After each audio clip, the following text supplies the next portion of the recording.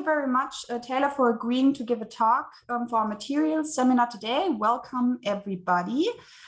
It's my great pleasure to introduce today's speaker to you, who is an associate professor at the University of Utah currently. And, oh, there's a cat coming in. Before joining Utah, Taylor did his postdoc at the University of California in Santa Barbara. That's actually where we met. And he received his PhD at Harvard University in Cambridge. You see some beautiful crystal structures behind Taylor in what I'm assuming is his office. So he's a solid state chemist by training, but I think it's fair to say that you have picked up quite an interest into materials informatics over the last couple of years, which I find really fascinating. And I am very happy and very excited to hear more about this in today's talk. So welcome, Taylor, and the floor is all yours.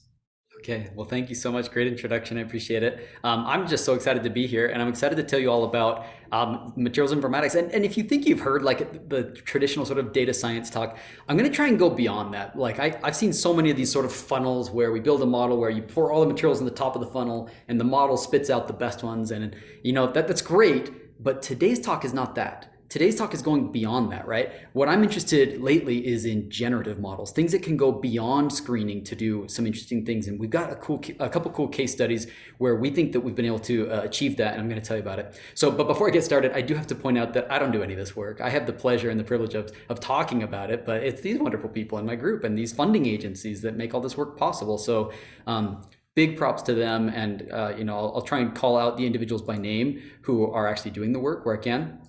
But just point out that these are the wonderful people that make the work possible.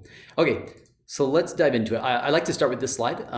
You know, I put this together a couple of years ago, and you can see that this is just a whole bunch of different materials. And the question to ask is, well, what do these have in common, right? And what they have in common might surprise you, that all these seemingly totally unconnected materials, they were all discovered by accident. Every single one of them. Stainless steel, Teflon, Velcro, Viagra, right? All these things were sort of accidental discoveries, which is wild to think about. And when you think about how much we need new materials, you know, talk to any of your engineering colleagues in other departments that aren't materials departments, what they're waiting on to make the next new material or the next new device is a better material, right? They're waiting on a lighter material with a higher strength or whatever else, right? So it's up to us to sort of figure out how to do that. And the way that we've been discovering materials has been way too slow, right? So how can we go beyond accidental discovery? Well, the whole idea that has been put forward over the last 15 years is that, well, maybe materials informatics or applying data science principles, maybe that could accelerate materials discovery. So I'm going to show you just one brief example of that. This is from my student Marcus Perry, who just defended his dissertation last week, actually, where we actually showed that this works. And, you know, it's in the example of super hard materials.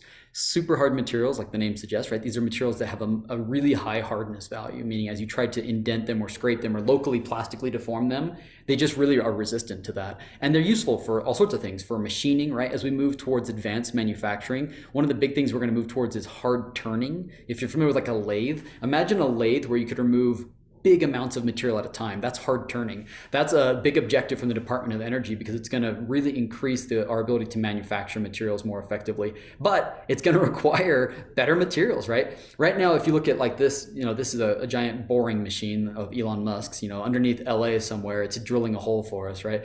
And at the tip of it, you have these really super hard materials, right? And if you think of what sort of materials could cut through rock, well, they got to be harder than rock, significantly so.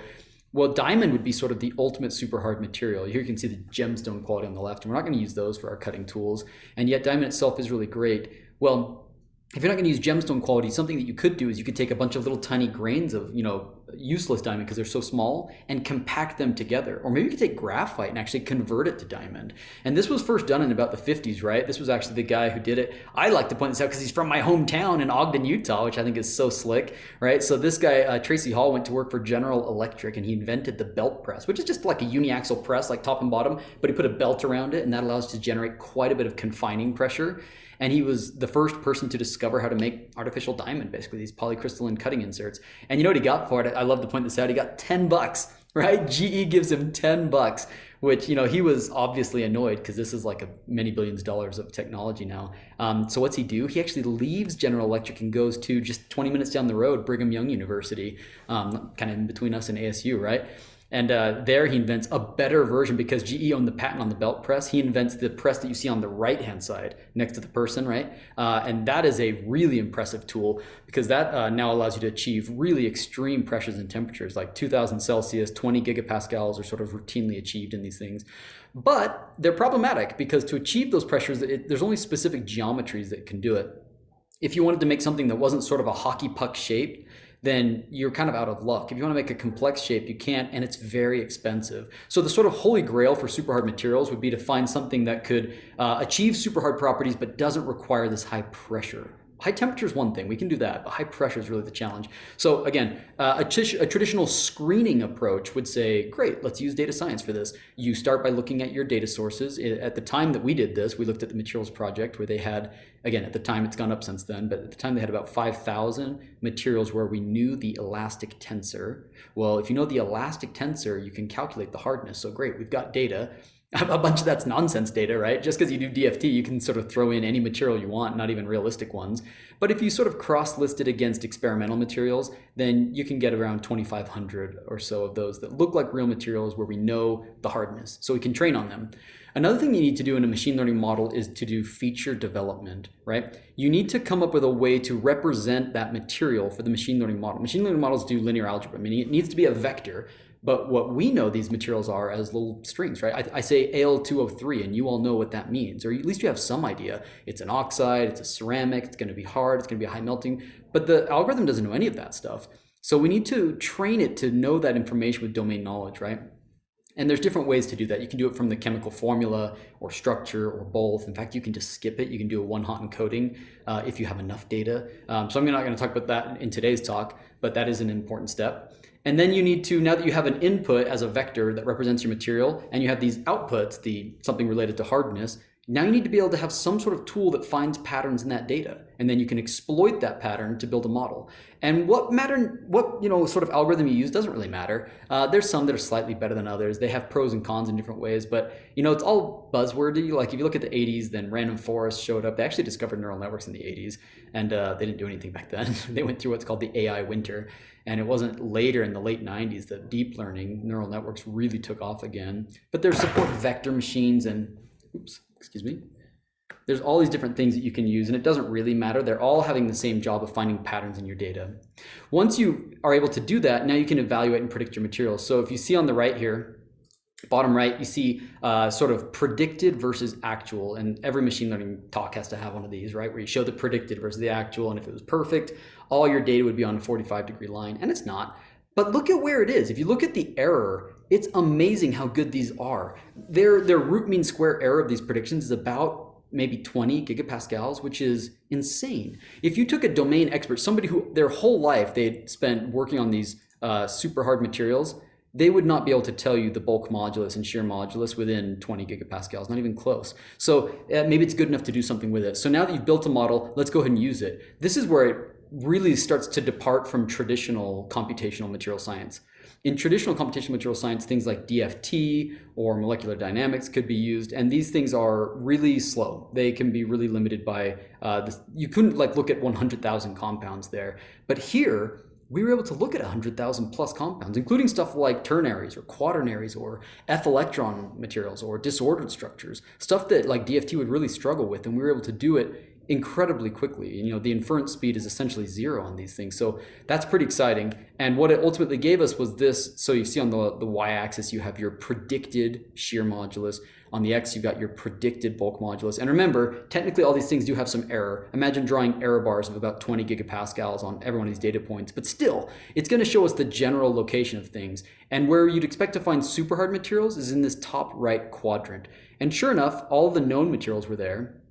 But what we were excited about, and this was work that I did with Jacobo Bergoch at University of Houston, is that we noticed there was a couple of other materials there in these other systems. So we were able to fabricate them, get them single phase, no high pressure needed. All you had to do was arc melt them. We which was not super simple because they do go off stoichiometry a little bit, but with a little bit of work, we got them pure phase, and then we were able to measure their hardness, and voila, you're at 40 gigapascals. So you've just discovered, in about 6 months, 2 of the hardest materials ever discovered. And this is really the approach behind screening for new materials. But when I'd go and give this talk to people, they'd say, okay, sure, but these were materials that already existed. It's just that nobody knew their properties. And that's true. That's absolutely true. So this wasn't materials discovery. This was materials screening. And another problem is that people would say like, oh, so you found a transition metal borocarbide and it was hard, huh? Like that's a huge surprise. So they weren't necessarily interesting. So it wasn't discovery and it wasn't necessarily interesting. Or unexpected, maybe is a better word. It was interesting. We did a lot of cool follow-up studies on this, but it wasn't unexpected. So can we do better than that, right? Does materials informatics really need to be generative, where we're actually finding entirely new things? Well, I think we do. What we do right now is we take these big databases of known materials, but we don't know their properties. And so we build a machine learning model that can attach a label, a property, like a material property to these things. And we go through this loop. We try it, we make them, we validate them. And as you make materials and test it and you see if your model got it right or wrong, you now have more data. And so you can make your model even better the next time around. And that's great, but it's not discovery, it's screening. Discovery would start by looking in chemical white space, entirely new spaces where we don't know that compounds even exist. And from there, we would extract unknown compounds with unknown properties. And then you could follow it with the approach that we saw previously. So that's what I'm going to talk about today, is going beyond screening with this sort of generative approach for materials discovery. Now, there's, if you're a dork like me, I love to follow generative machine learning models right now, and they're doing some incredible things.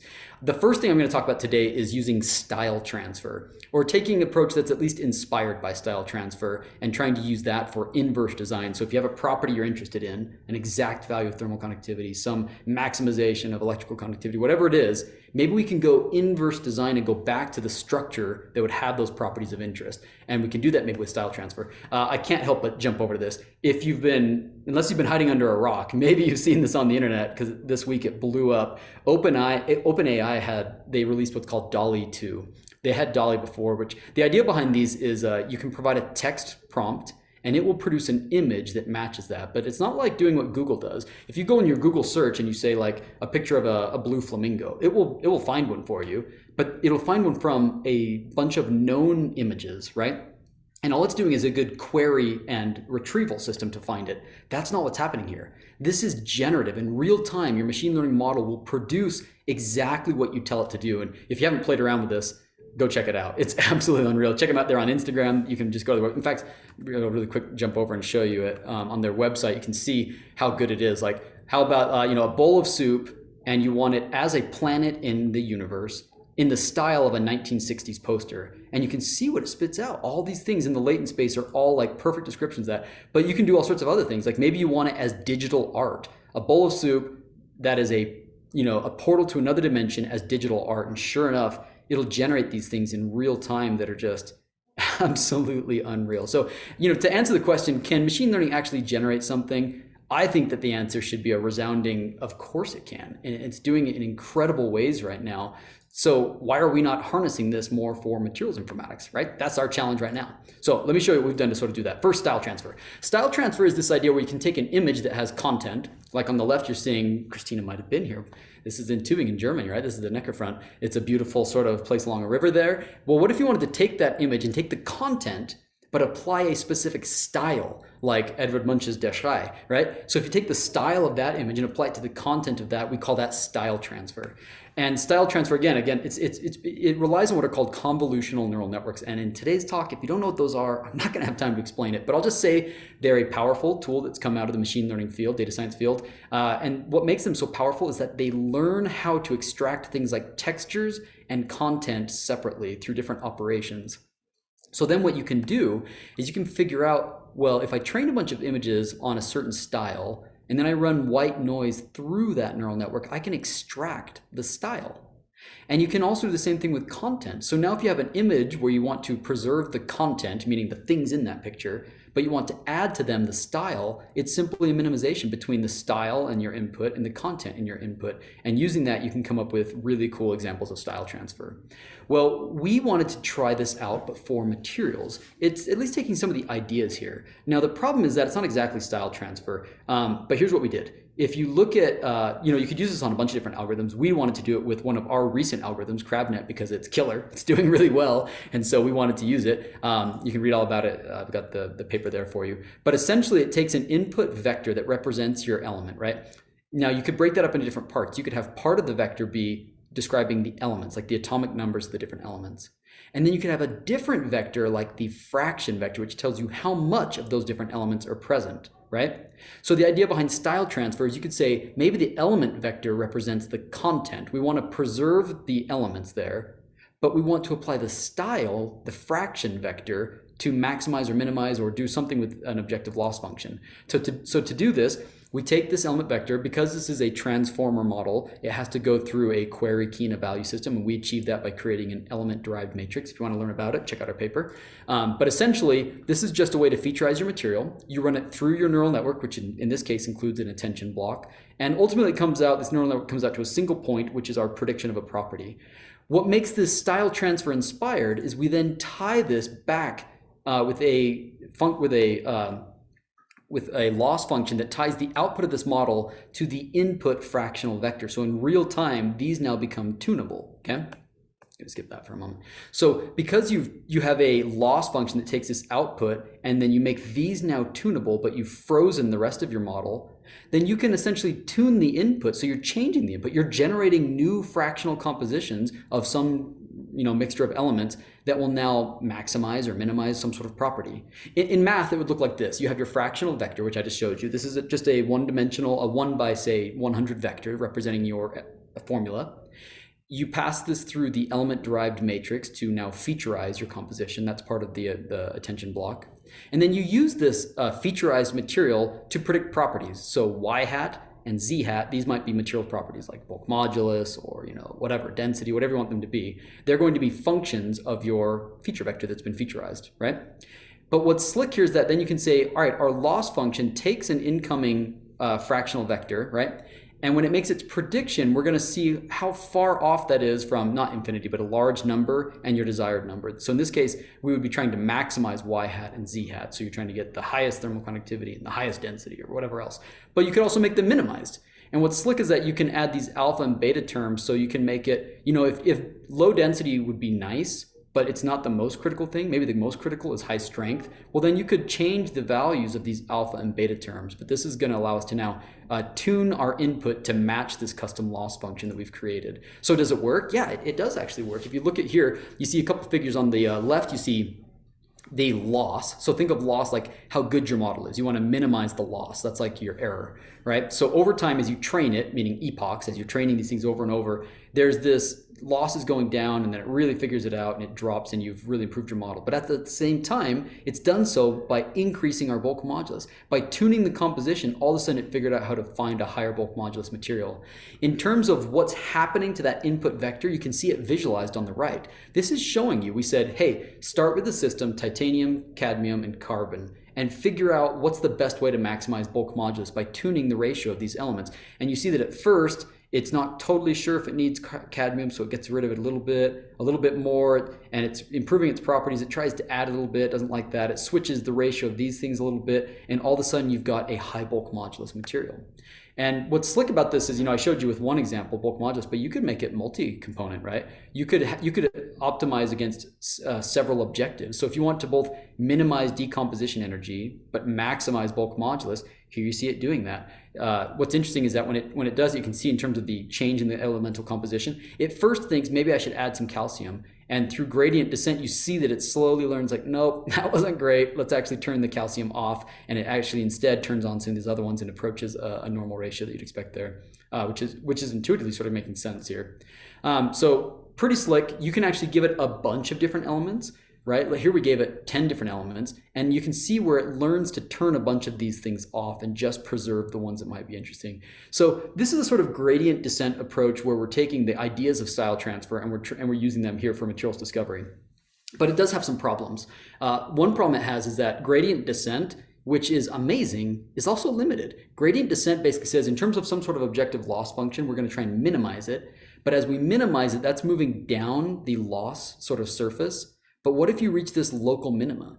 well, then it would have to go up that surface to find the true global minimum, which it doesn't know that that exists. And so it'll get stuck in this local minima. And that's not what we want.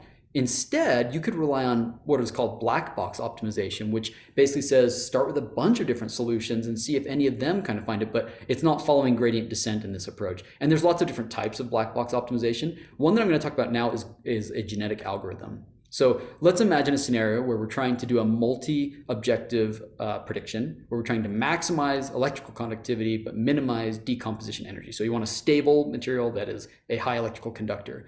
Well, there's not one solution to that problem, right? Because it's multiple objectives. You actually end up with this idea of what's called a Pareto front. These green atoms, or these green compositions, as it were, these would be the Pareto front, things that optimize the trade-off between those two things. Or sometimes we call these non-dominated solutions, whereas the gray ones would be dominated solutions, okay? So what genetic algorithms can allow us to do, which is pretty slick, is it allows it to traverse this complex design spaces to achieve much more interesting structures. If you're familiar with genetic algorithms, you know that it's modeled after actual, the way that we pass our genes forward, where a more fit species will pass fit genes forward, which allows them to, have more, offspring. And then you combine these things together. There's random mutations that allows you to do even a little better over time. And there's this fitness criteria. We're going to do the exact same thing here, but apply it to materials, where the best materials are going to be more likely to pass forward their genes. We're going to include some ideas for mutations where we add some randomness in this process. And then we're going to continue this process iteratively. So parents give birth to offspring, offspring become parents, and you pass it forward, and it gets better and better over time. Okay. And there's a bunch of these out there. We had to do some pretty major modifications to make it work for what we were trying to do here. We started with the NSGA2 genetic algorithm, and we've done some major changes. First off, you had to think of what are the genes? Well, here the genes might be like the elements that are present in the formula. You won't turn all of them on. It's very rare that that materials exist with more than 3 or 4 or even 5 different elements. Most of the time it's simple materials. So which ones, right? That could be an element. And then the fractions of them is another part of your genes, right? So when you start to pair these things together, you now need to think about which ones get passed forward. If it's, say, elements, one thing that might make a lot of sense is if 2 different parents combine and they both have an element, like the light blue here, well, then the subsequent, offspring should definitely have that light blue. Same with the dark blue. But if they have alternating materials, then you should randomly select one versus the other as you create the offspring. You also need to think about how tightly the distributions are going to be for the offspring as opposed to the parents, right? And these are essentially hyperparameters. You can tune this and try different things. You can force it so that the offspring are really close to either one parent or the other, or that it sort of smears out and takes a much more broad averaging from the 2 different parents, right? We need to apply that to both the elements present as well as the fractional amount of them. And when you do this, you can now generate your own new list of non-dominated compositions. As the cycle goes over and over and over, you end up with these new best materials. In this case, it's trying to minimize thermal conductivity and minimize decomposition energy. And you see that we have these best materials. But if you look at them, they sort of spit out some crazy materials, platinum, actinides, and stuff like that. So one thing that we immediately realized is, the machine learning algorithm that this was trained off of, it basically had very few instances of training off of promethium because nobody makes this. So you might want to turn off some of these exotic elements and then look at how it does. And in pink labels, you see a couple of these actually now start to look much more interesting and realistic that you could actually fabricate there. Okay. And if you compare this to the gradient-based optimization, it's massively better. You see that gradient-based optimization really does stick within sort of close chemical families and makes iterative improvements towards their objective.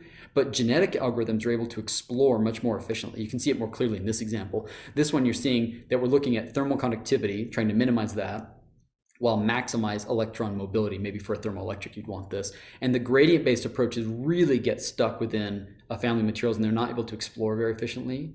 But the genetic algorithm is actually able to look at all sorts of a much broader space and come up with much more interesting materials. So a cool approach I think for generative machine learning algorithms, when you combine generative machine learning algorithms with this style transfer idea of a pre-trained network for predicting properties. So having discussed that, let me switch gears and talk a little bit about our next area, which we've done some work, which is in this idea of generating crystal structures outright. Our friends in chemistry have done a great job with this. In fact, in terms of materials informatics, they're like 5 years ahead of us always. They've been able to generate new molecules for a long time. They have lots of tools for doing this, GANs, for example, or variational autoencoders. These are all tools coming out of data science that they have adapted to chemistry to make new materials. And it's kind of simple because all they can say is like, oh, we need another functional group, so add another one, sort of like building Legos. The problem that you run into if you're looking at inorganic periodic materials is that these things have to crystallize, right? They have to obey translational symmetry. And the traditional approaches did not work for that, right? This was a sort of big unanswered question in the field. Well, just this year in March, and I'm a little bummed that they beat us, but I'm happy for them, Tonio Bonaciccio and Kadar, came up with this really great approach. They used a variational autoencoder. They came up with a slick representation that basically used information from the sieve card. They basically said, oh, if you know the lattice, if you know which elements are there, if you've got the site coordinates, if you've got their occupancies, right, then you could use this to actually generate materials, right? They did it with a variational autoencoder, which is one type of generative models. But if you look at sort of image generation, things like DALL-E, right, GANs, generative adversarial models, have been extremely productive at making high quality images. So where we were at, when we saw this got published, we were working on GANs ourselves. So here's what it looks like. A GAN, a generative adversarial network that we're going to try and do the similar thing with, it has a structure that looks like this. You have a generator. This is a neural network that generates something. And think of it like a tool that spits out a fake unknown compound. Meanwhile, you have a discriminator. A discriminator takes these fake unknown compounds along with real ones, and its job is to figure out which one's fake and which one's real. Now, the magic of a GAN, and the reason why we call them a GAN, a generative adversarial network, is that we tie the loss function of these two neural networks together so that as the generator has to get better, so must the discriminator get better at its job, and vice versa. So if these are tuned properly, which is a big if, getting these to be stable and tuned properly is hard, but if they start to work properly, then you start to generate more and more realistic outputs that look more and more like your real materials, right? And so we do add some changes to this that you wouldn't see in a traditional GAN. For example, we do a quick convex hole distance calculation. Right? Since this thing spits out a sieve card, we can use a machine learning model to estimate how stable that material is. If it's not even remotely stable, which we get from this distance from the convex hole, we'll just trash it, right? But this allowed it to be a much more stable GAN, okay? But the sort of information that you need to generate a crystal is not very much. The information on the left in the pink, green, blue, and yellow boxes is all you need. You need lattice parameters, angles, space group number, and basis. If you've got that, then you can create a periodic material that goes to infinity, right? Invest or something, you can see how all of this comes out of very little information. So if you have a GAN, then technically I guess all you need to predict is this stuff on the left, and we could start turning out new materials. And that's essentially what the Matter paper was that came out last month, okay? And fortunately, there are some great tools to make this really easy to extract that type of information. So thank you, PyMatGen people. It makes it really easy to pull out the ABCs, the angles, all the different atoms in the basis, okay? And there's also good resources for databases, right? The Pearson, the ICSD, there's all these things. We were using the Pearson because that's what we like. It had about 143,000 entries that had all the information that we needed. So that's quite a bit to train off of. Now you just need to come up with a representation. Now, we started at first with this really simple matrix where we said, okay, we know we're going to have to predict ABC, the size of this thing. We're going to need alpha, beta, gamma. We know we're going to need a space group, and then we need atoms to represent the basis. We did average this over 7, so we made it a 7 by, I think in this case, 200 matrix, so it could accommodate even really complex structures with, over 100 unique atoms in their basis. We technically made it as big enough to accommodate all of them. And we averaged over 7 times to make it more stable. Why 7 instead of others? That's just what we did. Now, you do have to nudge this a little bit to make sure that you're obeying symmetry. For example, if the if the GAN, the generative adversarial network, spits out that the space group is over 195, then we know as domain experts that ABC must be equal, alpha, beta, gamma must be equal to 90, right? So we did have to nudge it, but we didn't have to nudge it very much. It was learning these things on its own by seeing so many examples that you didn't require it to do much of a nudge, but we did have to constrain it a little bit. And the same thing with some of these other space groups. Okay. Another thing we ran into is that, okay, we were regressing which element to use, meaning it was a regression algorithm that predicted a number corresponding to the atomic number of which element to use. But because it was a regression, it didn't always land on integers. And so it would tell you that the element that it wants in this particular item of the basis is 13.44. So you can maybe round that to 13. But a bigger problem is that this isn't complying with what we know about parsimony in elements. Pauling's fifth rule says parsimony, right? Things don't tend to have 13 different elements. they tend to have 2 or 3. So if you look at what this spits out, it would be way too many different types of elements coming together. Well, one thing you could do is you could do k-means clustering with a k value of 2 or 3 or 4 or something and force it to form clusters, right? And this all of a sudden gives you much more realistic materials that sort of obey what we expect to see in nature. Now, when we first started this, my grad student was really psyched. I was actually an undergrad that started this. He was really pumped about it. And the first couple materials that it turned out were just so bad that I about pulled the plug on the project. You know, take this one on the left. This is the very first one he sent me. It's like a gumball machine. This was just a total disaster. But he did improve it. He started changing the neural network architecture, adding convolutions, for example, as well as normalization. He ended up adding LSTM layers, and they were starting to look like maybe something like really not good still. And the problem is that with this initial GAN that he was using, it was a linear, it was a sigmoid, right? The way that it tells real versus fake, whatever comes out of the discriminator is a number between negative infinity and positive infinity, right? And the more negative that it is, the more confident that it is that that material is fake. The more positive, the more confident it is that that's a material is real, or a value of 1. The problem you run into with the traditional GAN is that you get this diminishing gradient zone where the more confident it is that it's created something real versus fake, the slope goes almost to 0, right? The slope is disappearing.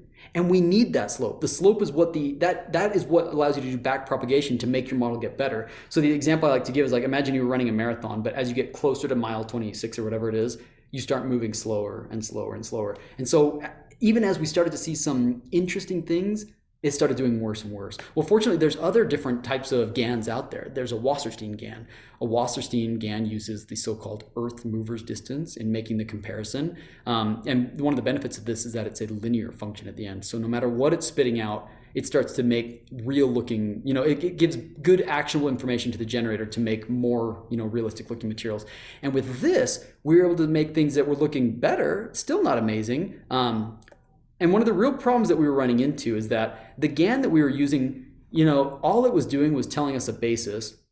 And then we would use PyMatGen to say, you've got a basis, you've got a unit cell, you've got a space group. Let me apply symmetry to give you all the different atoms. And one of the things it would do is put atoms on top of each other. You can see this big old jumbled mess where it's got totally unrealistic bond distances. Things are on top of each other. You see this all over when you try this approach. So we basically said, the GAN is more powerful than that. Why don't we just let the GAN find all the atoms, right? So if you do that, you have to change your representation. You have to tell it in your representation where the atoms are relative to one another. So instead of this very simple approach, which would be like, imagine just this top portion here. That's what we were using previously. Now you need to have that and itself, so you make a graph, right? You make a graph of all the different atoms in the basis, and you look at where they are relative to everything else. So this graph representation of your material is going to allow us to learn those distances, right? So again, in the top layer, this tells you which atom it is, where it's at in terms of its XYZ position, the lattice parameter information, alpha, beta, gamma, and the space group. But that's going to learn that representation for every other atom in its basis. So it learns these relationships. Think of it like this. We're going to create a direction graph, right? That might be one of your layers where you say, okay, atom 1, we know where it's located relative to atom 2, 3, and 4. And you could create this matrix that demonstrates that in the different directions. Like here's X, right? The full matrix for X would look like this. The full matrix for Y would look like that. And you could sort of come up with these that to train on with your materials where you're now telling it where all the atoms are relative to one another. Right? Now the trick is when you start to reconstruct this, if you were to generate something and you know what the map is, but you don't know where the individual atoms are, every single atom is relative to everything else. So if you start with atom 1 and you have this matrix, that's what the GAN is giving you, and it's saying, okay, atom number 1, let's put it at the 0, 0 position, right? Then you know where the atoms 2, 3, and 4 are based on this map. The problem that you'll sort of run into is that, okay, well, that's fine for atom 1, but atom 2 is going to do the same thing. It knows where atoms 1, 3, and 4 are relative to itself. And it might not be the exact same thing, right? Because we didn't start knowing this thing a priori. We're just given approximate distances and locations from one another. And as the GAN learns to place atoms, it might be a little bit off. In fact, if you look at atom 3, it's a little bit off, 4 is a little bit off. So in the end, what you have to do is a slight averaging, right? And when you average across these positions, they tend to be pretty close, but that gives you your final values that you're now able to use in your model. Another thing that we changed is we used a vision transformer, which is a different type of GAN that just came out by OpenAI, the same people that gave us DALL-E 2. This is it's a better neural network. It uses attention for one thing, along with a bunch of other things. This allowed us to train a lot faster and more efficiently. We were getting much better materials here. But in the end, ultimately, you still have to decide whether or not you want to let PyMatGen use the symmetry operators from the space group. And here's the exact same material. Above, you're seeing we sent it the basis, and then we said, PyMatGen, do your thing. Give us all the atoms based off of what symmetry would give us. Whereas if you just said, hey, let's imagine for a minute that it was just a space group number 1, no symmetry operators, this is what it might look like. If we just don't rely on PyMatGen, but we allow the GAN itself to pick where the atoms ought to be, it creates much more realistic structures, actually competitive with any of the other technologies out right now. There's a few papers using this sort of thing, and this is doing as well or better than anything that I've seen, which is a pretty exciting way to now say, hey, maybe we could generate entirely new materials. And obviously the very next step ought to be making this conditional. A conditional GAN says, don't just make me a new material, make me a new material that matches some condition, like maximizing bulk modulus or minimizing conductivity or whatever you wanted to do with it. You can make a conditional GAN to have that happen. All right. Now the last thing I want to talk about before we take some questions is this idea of, how can we actually make it generate something, but not just something new, but something that's interesting or unexpected, right? So if we jump back here, if you look at some of the materials that this thing spits out, you might realize like, oh, well, that's super close to, such and such other material. It's actually just a slight variation on it. Well, that's because there's no assessment for similarity that is being used by the GAN. In fact, GANs and variational autoencoders tend to sample from the bulk of the latent space distribution. They do a bad job of capturing the tails, the unusual, unique materials. This is not going to be a great tool. In fact, nothing out there is for capturing those unexpected, unusual materials. So how do we actually encourage it to find unexpected or interesting materials? This was the question that my student Sterling on the right and his undergraduate REU student was working with him from BYU, Tran on the left.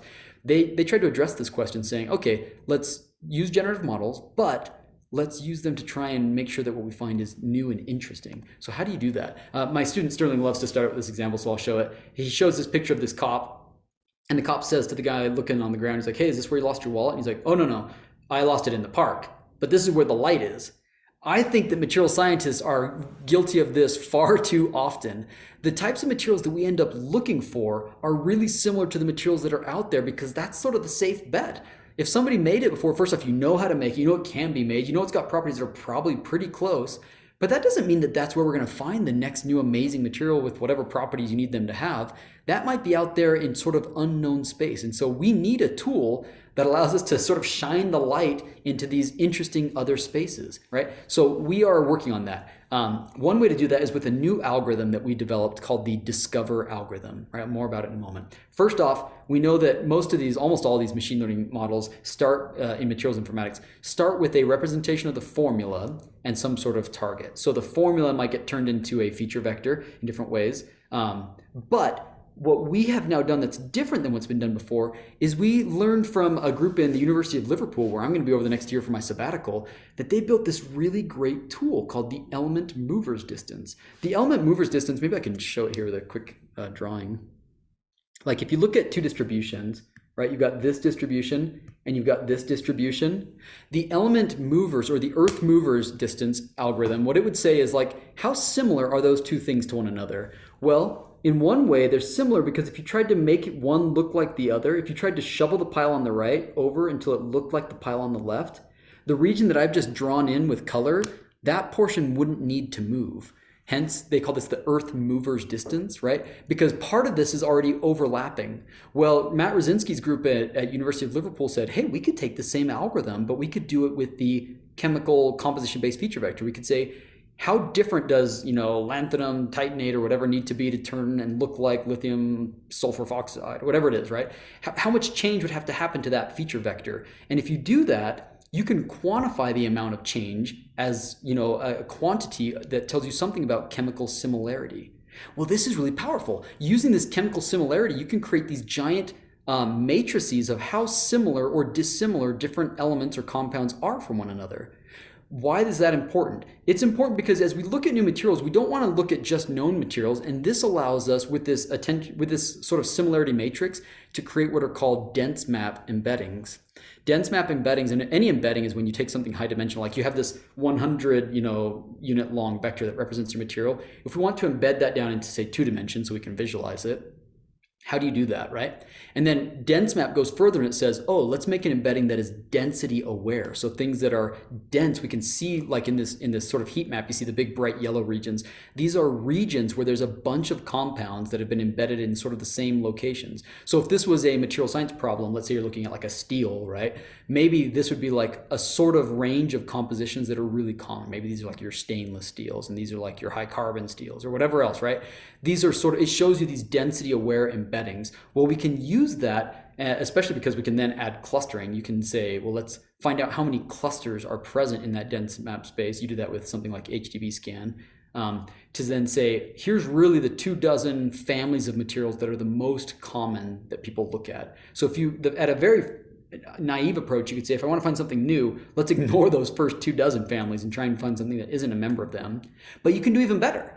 You could say, all right, I've got a machine learning model that can predict different properties, right? Let's say, whatever it is, your property you care about. So you want to maximize that on your y-axis. But now, because you're interested in discovery and discovering something unexpected, you now have a tool for assessing how unlikely something is to be found, right? Chemical uniqueness. So a great performer that's also interesting would be at the top right-hand quadrant of this plot. And now you have a new Pareto front that tells you not only great performing materials, but really unusual ones, because we're pulling them from regions of our dense map embeddings where nothing's out there, right? So in terms of what we're trying to do, I think what we're trying to do as a field in materials discovery, moving towards new materials, this is a tool that will tell us, hey, that's an interesting new material. You ought to try and look at that, because who knows? You can predict what its properties are, but there's a lot of uncertainty there because no one looked at these families. Obviously, you could tune this, right? You don't have to say, give me just high performing or chemically unique. You could have contributions from both, and you could weight it however you want it, right? Because this can be scaled with a tunable parameter that you can select. Maybe you want it to be 50-50. Like, give me something that's pretty good, but I also want it to be pretty unique, or any combination thereof, right? So this algorithm, which again we call the Discover algorithm, stands for Descending from Stochastic Clustering Variance Regression. And what it really does is it combines together many of the current state-of-the-art approaches for doing different things, right? First off, it combines CrabNet, which we made. This is a really good composition-based property regression. You can predict properties without knowing the structure, which I think is going to be important if you're trying to find new materials, right? So that does a great job of predicting things, and that's going to be used for our performance score. But it also combines this element movers distance, which gives us a distance matrix for how similar different things are, and the dense map embedding needs that distance matrix. It's able to then create a density-aware dimensionality reduction, and using something like HDB scan, we're able to create a list of the chemically homogeneous clusters there, and then we can tune our proxy scoring to give us exactly whatever we want. So if you think that this is just a lot of bluster, maybe it is. Let me try and give you one example of why I think this actually is working. Let's look at this example. Can Discover actually help us find new, interesting, high-performing materials? To do that, let's start by saying, well, if you know all the different materials that exist that are known, and you look at the bulk modulus, the vast majority have a value between, say, 0 and 200. A few of them are over 200, very few are over 300. In fact, we could hide the top 2% of high performers, right? These top 2%, let's hide those and put those in our validation set. And the rest of the sort of more normal materials, let's put those in our training data set. So now that when the model is able to train and learn from, it's only going to learn from these materials in the training set. It won't have the chance to see the ones in the validation set. And we're going to see how many of these top performers will it actually find. Of those top 2%, will this new algorithm actually point us towards those? Well, right? I think it can. Here's how the process works. Let's start with just a tiny bit of data, 100 data points, right? We're going to pick those randomly from the training data, meaning not interesting materials. They're not like high performers. And then we're going to do adaptive design. So this is sequential machine learning, where you're going to iteratively add more data based off of like what you would do in your lab. Like you as PIs or grad students, you're going to go and spend time gathering new data on some compound, and now you know a little bit more about the system because you did an experiment. We're going to allow the machine learning to do the same thing. We're going to iteratively allow it to go back and seek more data. So you start out with 100 data points. We train CrabNet on this data. we apply element move resistance, dense map, HDB scan, this discover algorithm, we compute our scores, and now we end up with ranked candidates that we look at then. And we do this over and over again 900 times. As you do this over 900 times, here's what we find. Well, first off, how do we know if we've done a good job? We could quantify it in 3 different ways. First off, the first metric might be, well, how many of those top performers, the materials in the top 2%, do we find? That's one thing. Another way you could do it is you could say, all right, how many new unique atoms get added, right? If there's sort of this started with 100, how many new interesting atoms are getting added? That might be a measure of chemical uniqueness. Or how about this one? How many unique additional chemical formula templates get added? So adding things like A2B3 versus A2B3C6, right? Those might be 3 different ways, and there's others. If you actually read our paper, it's available in Digital Discovery. There's the link down there. You can see the different metrics that we use, but these might be a good start. And then lastly is you can tune your algorithm in different ways. First off, one algorithm that you should compare against maybe just random search. If you just randomly pulled a compound, that would be random search, right? Well, we think we're gonna do better than that. If we don't, then we ought to quit and go to something else. But our model could be tuned in different ways. You could tune it so it does performance at all costs, or I guess that would be down here where we're setting novelty to 0 and we're saying just give me high performers.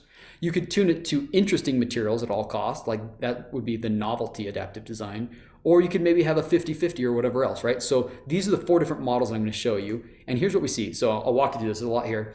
On the top plot, you have 4 models. That's for random search on the left. Then you've got novelty, a mixture, and performance. This is showing you on the y-axis cumulative fraction of your extraordinary materials. So of those 2% of materials that we sort of hid, what fraction of them do you capture? And you see that random search does a really bad job of finding them. And the novelty algorithm does a really bad job of finding them. But the performance does a great job of finding these materials. And the one that's sort of intermediate also does a pretty good job. Now, in terms of unique atoms, random search does a great job. If you're just pulling from, you have a 1 out of 84 chance of pulling materials. It goes pretty quick, right? Pretty quickly after a few iterations, it's able to find all your materials. And the novelty search does even better. It does even better than random search there. But in doing so, because you were so focused on just getting unique atoms, your performance algorithm does a bad job because it knows that not all atoms are good for your property of interest, in this case bulk modulus. Things like lithium and calcium are not great for contributing to high bulk modulus. So it intentionally is going to do a bad job, and then exploration sort of does a mixture of the two. And then lastly, in terms of chemical templates, again, random sort of learns them at sort of the same rate as novelty does.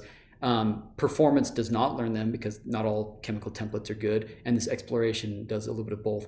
So we think this is a cool tool. We think this is going to allow us to sort of find new materials that are not just high performers, but interesting high performing new materials. If you want to learn more about this or use this, I'd love it to go ahead and take a picture of your screen or screenshot or whatever, or just write down that URL. But if you go to Matt Discover, read the docs, you can read all about it. We've made this as easy as possible for people to use this. It can be installed via pip or conda installations in a Python environment. It uses, you can use it with custom data sets, not just the stuff that we have. You can implement it with really just a few lines of code, and we obviously have some nice examples for you. We also have some really good tools for creating interactive visualizations. We introduced 2 new Python classes, the Discover and the Adapt classes, and we're constantly doing unit testing, new releases. My student Sterling that works on this is a force of nature on GitHub, and if you reach out to him, he'll have a solution for you very quickly. And obviously, I do want to point out that all the work that I've talked about today was all really supported by 2 grants from the National Science Foundation, which we're grateful for. So with that said, I think I'm happy to take some questions if there's time. This is our lab in the beautiful Salt Lake City. Here's our lab right there, here at the foot of these mountains. So I'm happy to take any questions. Thank you so much, Taylor. Wonderful talk. I really enjoyed it. In general, I have to say, I really enjoy listening to you talk. And that might sound creepy, but I mean, I did not mean it in a creepy way, only in a very positive way. And you have it on your last slide. Taylor is one of the founders, or the founder of a podcast, MateriAlZ. So I will put the link in the chat for everybody to check it out. It's been going on for a while. They cover all kinds of cool materials. And that's another thing that I like to take on my walks here. When I do my desert walks, I listen to some of their podcasts, and it's really interesting. And I think they're doing a fantastic job. So just to highlight that once more. Thanks, Christina. And thank you for being So on the show. You were on our third episode, I think. We appreciate it. It was a great I episode. am one of the first episodes. Yeah, if you want to, yeah, maybe don't. Yeah, anyways. I don't like listening to myself, but I think that is something that a lot of people can probably also understand. So I'll shut up now and let you take some questions. I saw that there is already a question in the chat. Can you apply this? And I assume that was Elizabeth. If you can unmute yourself and maybe ask that question again, because I think that was fairly early on in the talk about environmental factors or corrosion profiles. Guess in general, can you adapt it to other sort of constraints? Yeah, absolutely. So in fact, we've done some work on this. We published one of my most highly cited papers actually on combining performance considerations with resource considerations. So it's not enough to just make like a great new thermoelectric if it uses tellurium, which is as rare on average, right, as platinum. Like that's a non-starter. So yeah, you could apply other environmental factors. We've done a couple papers in this area where we've looked at availability of materials, but you could extend that to toxicity, right, or corrosiveness, right? Yeah, whatever you want. The trick is the data, right? You need to have good examples of data, or you need to be able to featureize your chemical formula based off of the things that you care about. So sometimes that might mean gathering new data or coming up with good representation of data that take these things into account. And I think that as a field, we haven't done a great job of that. There's not a lot of material science folks doing life cycle analysis. It's still relatively uncommon it's more like an industrial ecology field where they do it. So yeah, it could certainly be done. We need more data in that space to make it work effectively. Great, thanks. I guess she was also wondering if you can share a website link. For that Dolly 2? Yeah, if you just Google Dolly 2, it'll pull right up, or actually I'll hop over to it. It's located at, let me find it. I cannot hop over there. Sorry, I'm still in screen sharing. Oh, it's openai.com/doll-e-2. It's amazing. It will blow your socks off. You'll spend the rest of your day looking at it, so heads up. Yeah, it looks amazing. I'm like, I want to print that and hang it in my house. Yeah, pretty incredible. So cool. I'm waiting for the next. Nobody better scoop my idea. I'm using it for a journal cover. I'm going to take just the title of our paper, and it's going to be the journal cover that I submit. Sweet. That's a great idea. Okay, Bruno, you had a question. Please go ahead. And Bruno is also one of our organizers here at ASU, by the way, Taylor. So nice to meet you. I arrived a little bit late here, but I really enjoyed your talk, the 80% of it that I caught. So I was really interested. There was one little piece where you talk about things that didn't work.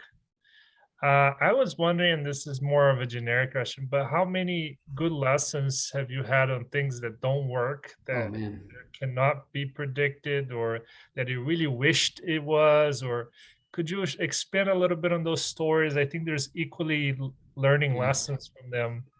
Yeah, and I think that that's encouraging for grad students because, not all of us can like hit home runs every time, like far from it. I think that learning from what doesn't work is as important as anything. And maybe as a field, we need to do better at this because if you try and publish a paper where you had a great idea and it just didn't work out, like it's hard to even get those published, which is totally wrong because the scientific method should be more about disproving things than proving things, I think, in a lot of ways. So yeah, we have certainly, maybe you could see it in like our GAN work, right? The student tried something, it was really bad. We were ready to like hang it up, but he sort of persisted and said, well, what if we keep on trying things? We're not where we want to be, but we see that the movement is in the right direction. And I'm glad that he didn't listen to me because I told him to quit when he sent me that first gumball. I was like, this is awful, just stop. And by the end, the stuff that I showed you most recently, he sent me that this last night, and it's just getting better and better. So I think that there's a lesson there for grad students that you can iteratively get better over time and improve by looking and being critical about your own mistakes. You don't have to like settle for it, but you can say what's good about this and what's not working, and then design your next experiment based off of that. Thank you, Taylor. Thank you indeed. That's a nice point to make. Hi, Taylor. This is Krishna from the University of Arizona. Sorry, even I was a bit late for the talk, but very informative. I heard you say, discovery of extraordinary properties or unusual structure property relationships. You alluded to that. Do you have any specific examples where it completely blew out blew your mind? Like, oh, I would never expected, some structure that you think was an insulator has tremendous electronic property, something like that was completely unexpected. No. If you look at the way that machine learning has been used up until now, it's primarily been screening. And like you might have missed it in the very beginning, but we showed you how, we did find 2 new awesome super hard materials, like the top 10 ever discovered, but they weren't like unexpected. It was just like, it was sort of great, but it wasn't unexpected. It wasn't like, holy cow, this is a totally new mechanism. Now, I think that is possible, and that's why we've been turning our attention more towards these generative models, specifically ones where we encode chemical uniqueness and similarity, because we want to find those materials. Yeah. The one that I just talked about, this Discover algorithm, this was only published, a month ago? So this is sort of hot off the press. We are excited to put this to application and actually now use this to look for unexpected, interesting materials. Actually, what I'll be spending my sabbatical on in Liverpool is actually extending this. Right now, this uses chemical similarity that we're looking at. We now want to extend this to say, what about structural similarity, right? We know that perovskites come in various flavors, and while they're technically different, they're all pretty similar, right? So how do you encode and quantify that structural change so that when something is really very unusual? That's our next goal. So just a quick follow-up question, and I think you've already answered that in parts, but because this is data-driven, right? And so you're always going to be constrained by your data, so the point is, if you want to explore the unexplored phase space, right? What else would you need? The extraordinary physics part, where is it getting coded in? One thing I can point out, in the early days, materials informatics people were skeptical. 15 years ago, think of the old timers in materials were like, this is so stupid. They didn't buy it, right? And now we've seen enough case studies that it's interesting, but there's still some valid criticisms. And one criticism that I got over and over, my whole point, from the time I took the job till now, was machine learning can't extrapolate beyond the training data set. It's only ever going to be able to do what you tell it to do, basically. So we've actually done some really careful studies on it. Maybe I can pull it up really quickly and show you at least the link to it. If you go to Hop to Scholar for a minute, and we do Sparks, Calway, oops, gotta get my whole name in there. Sparks, Calway, extraordinary materials.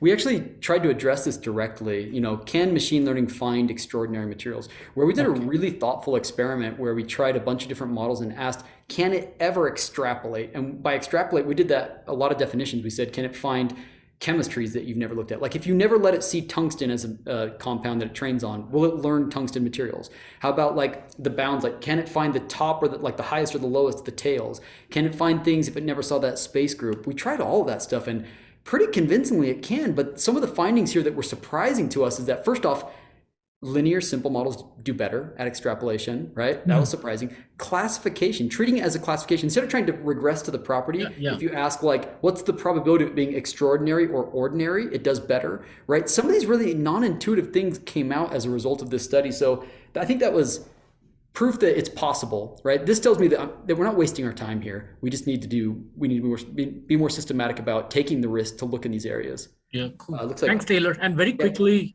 and you're headed to Liverpool next year? I'll be there, yep, with my family all next year. We're excited. Oh, awesome. So hopefully you get to watch some cricket. Great. I'll go to the soccer matches for sure too. Oh. Yeah, go for the soccer. Nice try, Krishna. I think that didn't work very well for you. Yeah. Nice try, Krishna, though. Bruno, you had another question? Yes, Taylor. So I come from the sort of more manufacturing community. And one of the things that DOE is doing is they release a lot of data on melt pool thickness, grain sizes, and all kinds of things. And they sort of ask all modelers to compete and benchmark who can predict, this geometry is under a vast range of process conditions and circumstances. Is there something equivalent in your field? There is. I'm glad you asked that. Let me pull it up. It's called Mapbench. It's from the good people over at Lawrence Livermore National Laboratory. It's Anubhav Jain.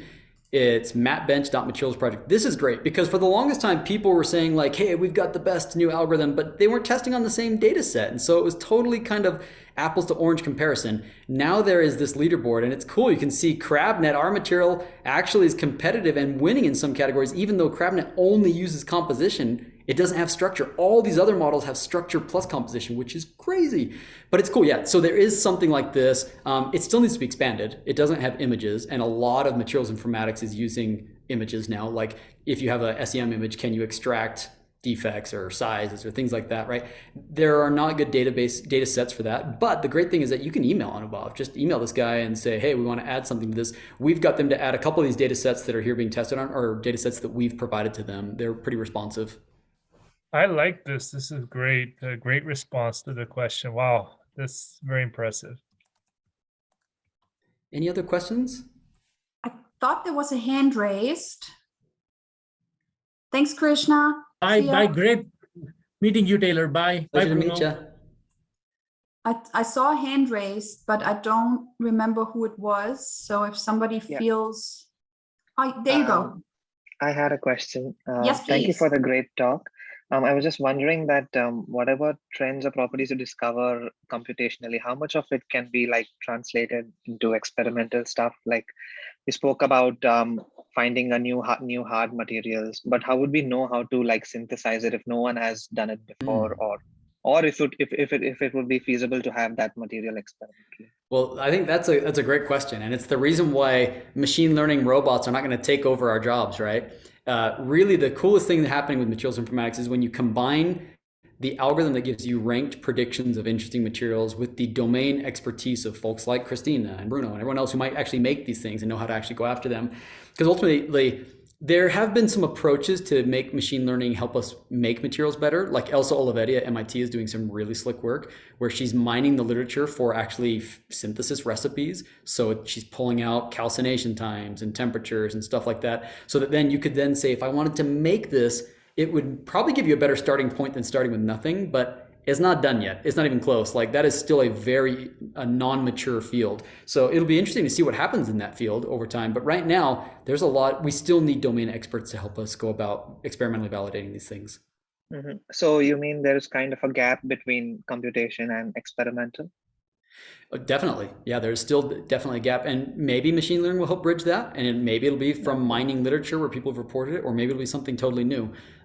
The folks in Kirsten Person's group has some really cool stuff that's talking about synthesizability, where they're now using new interesting models to predict whether or not something can be formed by looking at how much, like basically the distance from the convex hull on stability. Like, are you actually able to form that thing, or is it going to form other impurities because they're just more stable? It's easier for them. There's less diffusion required, and they form on the convex hull as well. So maybe I'd say that the jury's still out on that, but in the meantime, we still need good experimentalists. Mm-hmm. Okay, I just have a follow-up question. So, so whatever trend you predict, say for any material, is it possible to also find out simultaneously? Is it feasible depending on the formation energy, so that could give us a a filter whether to focus on that material or no? You'll notice in my talk that many of the properties, when we did multi-objective properties, we would do like the property we care about against formation energy, because we want to, that's a really great proxy for synthesizability, or at least thermodynamic stability. It may not be easy to make, but at least it'll tell you that it likely is stable. In fact, something that I've got a student working on right now they're about to publish is they've taken distance from the convex hull, decomposition energy, and formation energy, those three, and we're combining them all three together to have the best proxy for whether or not something could actually be made, which is better than any one of those three alone. Okay, that makes sense. Thank you very much. Yep, you bet. That's a great discussion actually about the synthesizability, since I mean that's mostly what we do in my lab, is trying to make new types of materials, as you know. And I was wondering, since you talked about distance to convex hull, thermodynamic stability, decomposition temperature, those are all sort of thermodynamic constraints, if you want to put it like that. Have you thought about, or is that even possible, to try and take more like kinetically controlled syntheses into account? Or would you say, Christina, this is way too crazy, just shut up? No, because it's totally possible. We could beat thermodynamics by going to, let's say, thin films, which is completely diffusion kinetic controlled, and make something that is metastable and would not be possible in the bulk, for example. Absolutely, you could do it. I don't know who has done it, because I don't know where the data is for that. It's much easier to have these sort of DFTs where they relax the structures, and then you get these big data sets of 100,000 compounds. But where's that data for the kinetic approach, right? Yeah. Sounds like a cool proposal if you want to write one, right? Because like that's what's missing here, right? Yeah, I mean, just taking it more towards, the tricks that us chemists have up the sleeves to sort of beat thermodynamics. That's how I sometimes like to look at it. It's like, okay, this compound is maybe not thermodynamically stable, but we can do something that might still make it accessible to us, by going more kinetically controlled. Quenching or whatever else. Yeah, exactly. Small grain sizes, stuff like that. So I was just wondering. I mean, I'm well aware that this adds much more complexity to the whole thing. I was just wondering if anybody in the field is sort of. If it's there, I haven't seen it, which is totally possible. This literature is impossible to keep up on. It is moving so fast, but I haven't seen it. Okay, thanks. Are there any other questions? I don't see anything. Hi, Taylor. Oh yeah, go ahead. Really nice talk. I think it's a great idea to combine uniqueness and performance. It seems to me, my question is, seems to me by using GAN, we are still sampling some chemical composition space close to the training data. Yep. Say if we put 3D material in the training data, then a 2D material will be, we will throw it away. So what do you think? Do we have better algorithm? So we do have a better algorithm, but it is not published yet. So it's coming soon. We'll have it on ChemArchive, I think this summer. There's right now, I'll say this, that the generative models you can use right now are things like style transfer, what I've showed you, which is, it's ish sort of generative. The big ones are variational autoencoders and generative adversarial networks. Those are the two big ones that people use. There are some other approaches that not materials informatics folks have used, and that's what we're working on right now. So stay tuned on that. Because right now, you're right, both of those pull from the middle of the distribution. They do a bad job of catching tails. So it does a good job of finding things like what it's seen before that are technically new, but maybe less interesting. If we are predicting, say, chemical formula, then is this possible to do just, say, simulated annealing by randomly changing these chemical elements and composition to maximize the performance? Yeah, I think there's no reason. I think for the longest time, people thought that machine learning was a threat to computational material science, but not at all. It runs in synergy with it. And what you said is a good example. You could take traditional approaches like genetic algorithms or simulated annealing or whatever else, and have that work in concert with the generative models that I've described here. In fact, you saw that with style transfer. Style transfer alone was not great, but when we combined it with a genetic algorithm, it did far better, right? So yeah, you could absolutely do what you're describing. Another question is about the structures. I see that at the beginning you are using atomic position, but then switch to the relation between these atoms. I think that's a very natural approach, because in atomic positions there's a translational symmetry, rotational symmetry, but that's missing if we use just the atoms. Yeah. So then I wonder if, say these structure descriptors, when they build these machine learning potentials, does this help? Have you worked on it? Does it help with the prediction, the features? Yeah, there's a lot of different representations that you could use. Our one was really naive. We basically said the bare minimum that you have to have for the Civ card to create it, but there's much more complicated ones. This one by Tonio's group that came out this month, March, so last month, is really something, right? They have not only the stuff that we have, but they also include this reciprocal space features, which is really cool. Right, that's why I can't remember, they call this FTCP because it has both real space features as well as reciprocal space features. And it's a powerful representation. In fact, one thing that we're doing right now is we're taking this representation as is, and instead of running it through a VAE, a variational autoencoder, we're running it through a GAN, because GANs tend to be a little bit better. They're harder to use, they're harder to tune, but they do better. So yeah, there's many other representations that might be even better. Maybe you could simplify this and get similar results, or maybe you could expand it and do better there, right? I think that it's, the sort of field is white, right? There's a lot of opportunity here for people to explore. Yeah, thanks for the answer. Any other questions, comments? I don't hear or see anything, and we are approaching 12:15, past lunchtime or exactly lunchtime. Well, thank you so much, Taylor, again, for the incredible talk, for being with us. We appreciate it. And thank you for everybody who logged on. I think we had a good 70 people at the highest online joining us today. We appreciate your continuous support of this seminar series. And I wish everybody a great rest of